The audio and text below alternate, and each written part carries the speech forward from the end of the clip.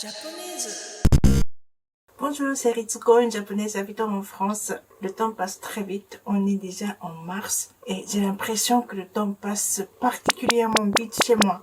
Je vous informe donc très tardivement que j'ai été encore une fois victime d'un vol à Paris. En gros, le 25 janvier dernier, on m'a piqué le portefeuille qui était dans mon sac à dos. C'est bête, mais comme il était rangé au milieu avec d'autres objets, pour le piquer, il fallait ouvrir le sac et de mettre la main dedans.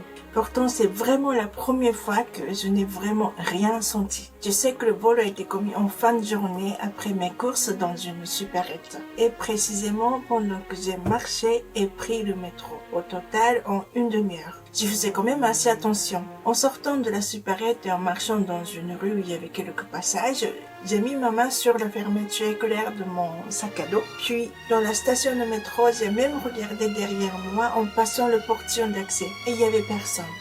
Et dans le métro, mon dos était collé contre un mur. Donc, je ne sais vraiment pas comment c'est arrivé. Pour info, je n'habite plus à Paris et je vis à Lille depuis un certain temps.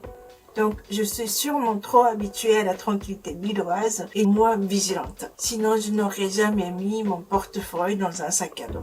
Voilà, donc je ne vis plus avec la tension parisienne et quand je vais à la capitale, en oubliant cette tension, je redeviens vite le cible de pickpocket. Mais comme je l'ai déjà vécu quelques fois, rien ne me choque. Simplement, je n'avais pas de chance parce que ce jeu-là, le matin, j'avais retiré de l'espèce et j'avais 70 € dans mon portefeuille, ce qui est très rare. Mais bon, c'est rien. Et pas de souci avec ma carte bancaire française pour laquelle j'ai fait opposition tout de suite. Vu la somme de frais bancaires que je paye chaque mois, ma banque a l'intérêt de me renvoyer une nouvelle carte très rapidement. Et c'était fait en 48 heures. Donc normalement, la perte d'un portefeuille ne me risque pas grande chose. Normalement. Mais malheureusement, j'avais mis dedans mon titre de séjour, mon papier japonais ainsi que ma carte bancaire japonaise. J'étais trop bête.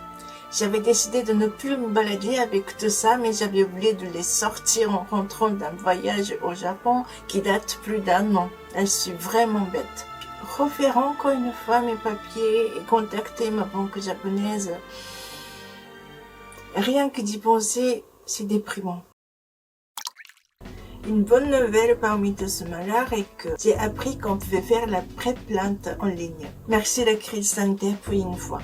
Le jour même, j'ai fait cette démarche à 23h depuis mon smartphone. C'est vraiment génial. Mais pour signer ma plainte, il aurait fallu que je prenne un rendez-vous au commissariat de mon choix. Comme je suis restée à Paris ce soir-là, j'aurais pu aller dans un commissariat parisien le lendemain matin, mais j'ai fait la demande à l'hôtel de police de Lille.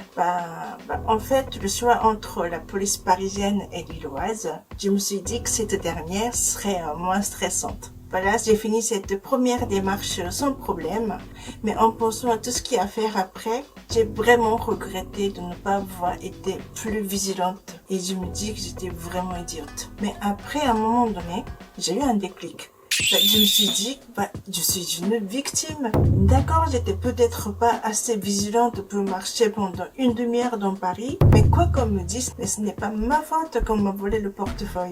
Pourquoi c'est moi qui devrais être pénalisée? Ce n'est pas normal. Mais pourquoi je dois pleurer d'un papier? Je suis vivante, j'existe et je continue à travailler. Pourquoi ma vie devrait dépendre d'un papier? Ce n'est pas normal que je ne puisse plus vivre parce que je n'ai pas de papier. Je dois me libérer de cette situation. D'accord, en effet, c'est moi qui ai cherché la difficulté. Donc, il suffit d'arrêter de m'accrocher à la vie française. Ça suffit. Je vais retourner au Japon. C'était avec cet esprit que je me suis couchée ce soir-là. Le lendemain matin, à 8h pile, mon téléphone a sonné. C'était un agent de police de Lille à qui j'ai demandé un rendez-vous pour le lendemain. Vous êtes Madame Koga, la victime d'un vol à Paris? Veuillez venir me voir tout de suite. Il m'a parlé comme s'il y avait un meurtre. Sa façon de m'expliquer la démarche était carrée, mais en même temps très humaine. C'est la première fois qu'une administration française m'a téléphoné et m'a donné un rendez-vous si vite et qu'elle m'a fait sentir qu'elle était de mon côté. Ça m'a vraiment rassurée. Et comme j'étais encore à Paris, j'ai pris le rendez-vous pour le lendemain. Ensuite, le lendemain matin, en revenant à Lille, j'ai eu un autre appel. C'était une agente de la RATP travaillant pour une station de métro. Elle m'a annoncé que quelqu'un avait trouvé mon portefeuille dans une autre station et l'a déposé à son guichet. Puis elle m'a dit qu'il y avait tout dedans, mes papiers, mes cartes et même mes tickets de métro. Apparemment, quelqu'un a volé mon portefeuille et enlevé juste des espèces et des tickets restants. Le reste, il a jeté par terre. L'agente de la RATP était aussi rassurante et gentille parce qu'elle a eu mon numéro de téléphone en appelant à mon lieu de travail dont l'adresse était indiquée sur une carte de visite qui était dans mon portefeuille. Je veux remercier à toutes ces personnes concernées. Et à la limite, je félicite le voleur parce qu'il a ou elle a, je ne sais pas, respecté la règle. Il n'a pas touché mes papiers. Je n'avais ainsi plus besoin de me rendre à la police, mais je suis allée quand même pour dire merci directement à l'agent que j'ai eu au téléphone. Donc je vais encore rester en France. Et pour ça, je me suis acheté un sac bandoulière et j'ai attaché mon porte-monnaie. Si la technique de voleur se développe, moi aussi j'améliore ma technique de me protéger. Enfin, pour me soutenir, merci de penser à vous abonner à ma chaîne. Yamata!